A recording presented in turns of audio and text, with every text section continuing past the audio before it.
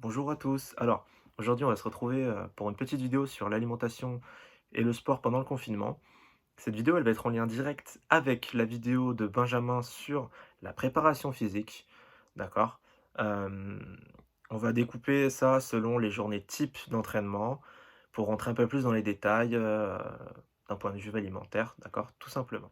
Tout d'abord, ce qui est important de comprendre avant de commencer, c'est que selon nos journées, on va pas avoir les mêmes besoins, d'accord? Parce qu'on va pas être actif de la même manière, et donc forcément, il va y avoir des variations.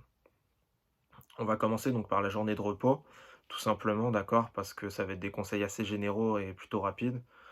On va essayer de faire attention à nos apports, OK? Par rapport à nos apports habituels. Forcément, on va être en confinement, on va faire moins de choses, être moins actif, même, dans nos journées, «normales» entre guillemets, où on pouvait ne pas faire de sport. Donc, on va essayer de vraiment de suivre sa sensation de faim, d'accord? Et de faire attention à ne pas grignoter, et cetera pour limiter quand même nos apports au strict, nécessaire. Ensuite, pour partir, sur la journée cardio, d'accord?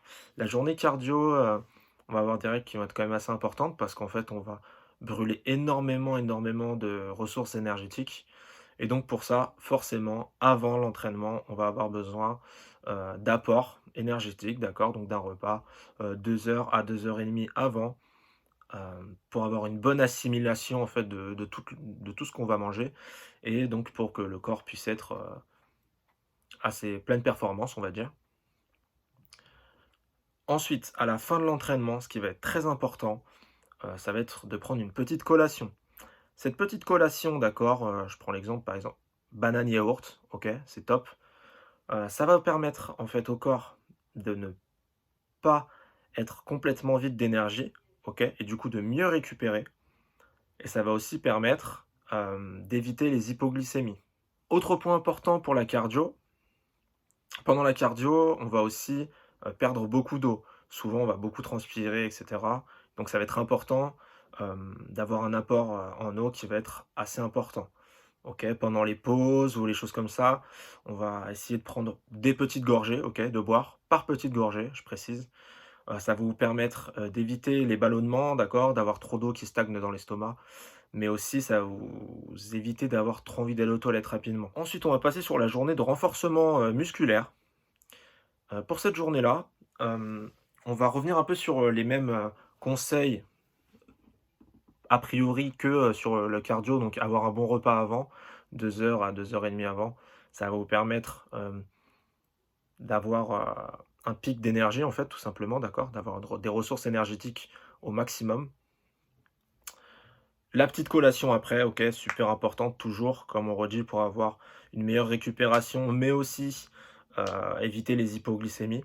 Ensuite, là, on va rentrer peut-être un peu plus dans le détail, d'accord? Parce que le renforcement musculaire, il va nous permettre 2 choses, selon, nos envies. Ça va être de stagner, d'un point de vue de masse musculaire ou de gagner de la masse musculaire, OK? Pour aller dans un point de vue plus scientifique, hem, le renforcement musculaire, en fait, on va créer des micro-lésions de notre tissu musculaire. C'est en réparant ces micro-lésions, qu'on va pouvoir, en fait, réparer notre muscle ou même, créer du muscle supplémentaire. D'accord?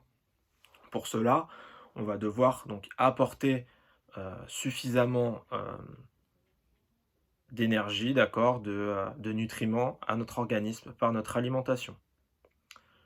Dans le cadre où on voudrait prendre de la masse, il va falloir en apporter un peu plus. Pour revenir sur vraiment la journée, de renforcement musculaire, on va veiller pareil à bien s'hydrater, d'accord? La déshydratation, ça nuit aux performances, psychologiques, mais aussi physiques. Or, dans le renforcement musculaire, si on est claqué, on va mal faire les mouvements, on va moins bien travailler, d'accord? Donc pensez vraiment à bien vous hydrater.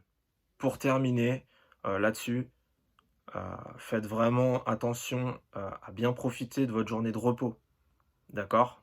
Ça va être très important, surtout que de mémoire, ça va être après le renforcement musculaire et cette journée de repos va être très importante pour la refabrication des muscles. OK?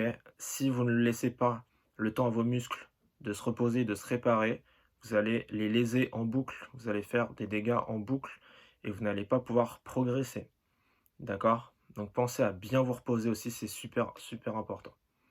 Sur ce, je vous dis à une prochaine vidéo, donc pour les recettes, d'accord? Je vous ferai ça comme ça. Pour les journées, cardio ou même renforcement musculaire, je vous ferai des petites recettes.